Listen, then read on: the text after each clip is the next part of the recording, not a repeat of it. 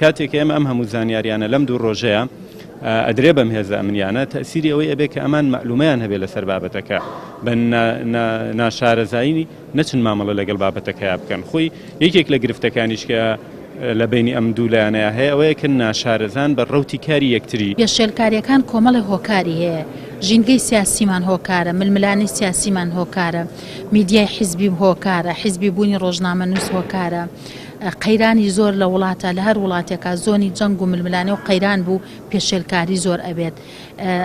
کێشەی پرۆفیشناڵی و ئیتیکی و یاسایی کە یاسا بەرقەرار نیە و یاسا جێبەجێ ناکرێ تاوانبار نادرێ بە دادگا. هێزە ئەمنیەکان ئەوانەی کە تەجروبەیان هەیە ئەچنە سەر جادە ئەمە مستەحیلە بەریەکەوتن هەبێت، بەڵام زۆر جار وەکو پێم وتی حەجمی خۆپیشاندانەکە ڕەنگە گەورەتر بێت، زۆر زیادت بێت، کۆنتترۆلی قورستر بێ، ینی تۆ منطقەیەکت کۆنتترۆل کردووە سیرێکی لە شوێنێکی ترەوە دروست ئەبێت.